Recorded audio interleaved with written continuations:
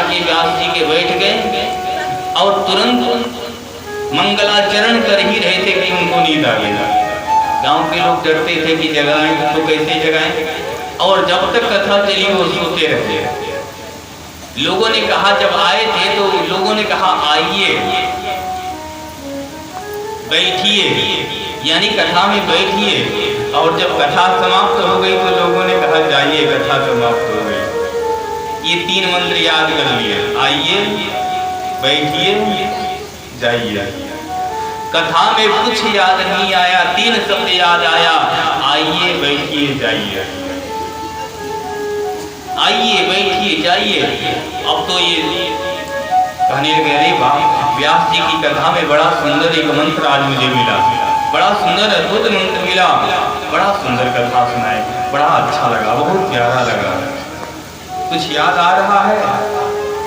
व्यास जी बोले, कुछ समझे हो?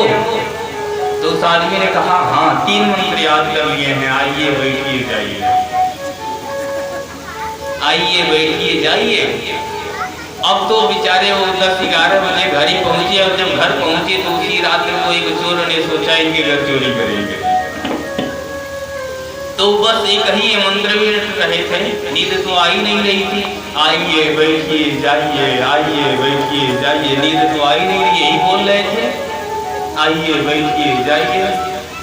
चोर जब घर में आने लगा तब तुरंत ये पहला मंत्र बोले, आइए आइए आइए आइए आइए। चोर ने सोचा, ये भगवान, ये तो कोई जग रहा है, ये तो कोई जग रहा है। तुरंत वहीं पर रुक गया चोर। तब तक इसने दूसरा मंत्र पढ़ा, बैठिए बैठिए बैठिए बैठिए। चोर वहीं पे बैठ गया। अब बोलते रहे, बैठिए बैठिए बैठिए।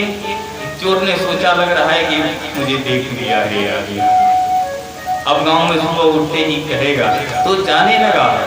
तब इन्होंने कहा, जाइए जाइए जाइए। चोर ने सोचा, ये भगवान, ये तो मुझे अच्छे से पहचान लिया, देख लिया। चोर पास में आया, और जब चोर पास में आया, ताकि महाराज कहिएगा मत कि मैं चोरी करने के लिए आपके घर आया था। बोले, कह रहे, मैं तुझे नहीं देखा, तो मैं तो व्यास जी का दिया हुआ मंत्र जप रहा था, आइए बैठिए जाइए। तो भगवान की कथा में चाहे बैठो चाहे कुछ भी सुनो प्रेम से। तोता जो है ऊपर बैठा हुआ था, प्रथम दिन की कथा को सुना, अंडा फूट गया। दूसरे दिन की कथा को सुना,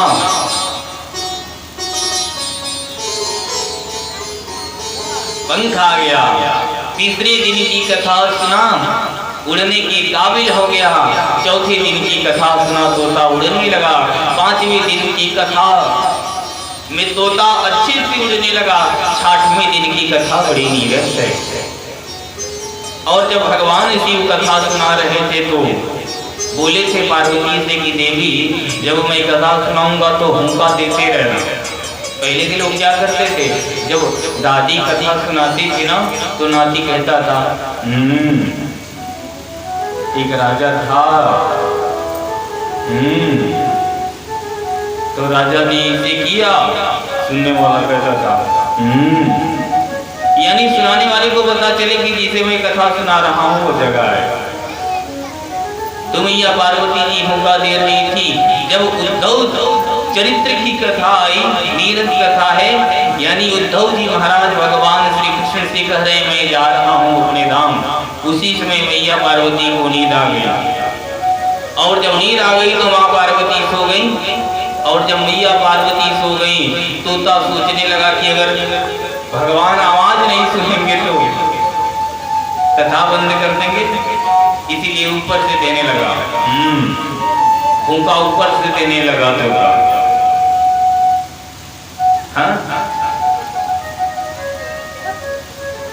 परीक्षित मोक्ष की कथा संपन्न हो गई। मैया पार्वती जी सो रही हैं। जो ही महादेव ने जयकारा लगाया कि बोलिए भक्तवत्सल भगवान की। महादेव ने जयकार लगाया। तुरंत आंख में सोती हुई मैया पार्वती उठी, बोली, महाराज, तक भगवान श्री कृष्ण ने उद्धव से क्या कहा?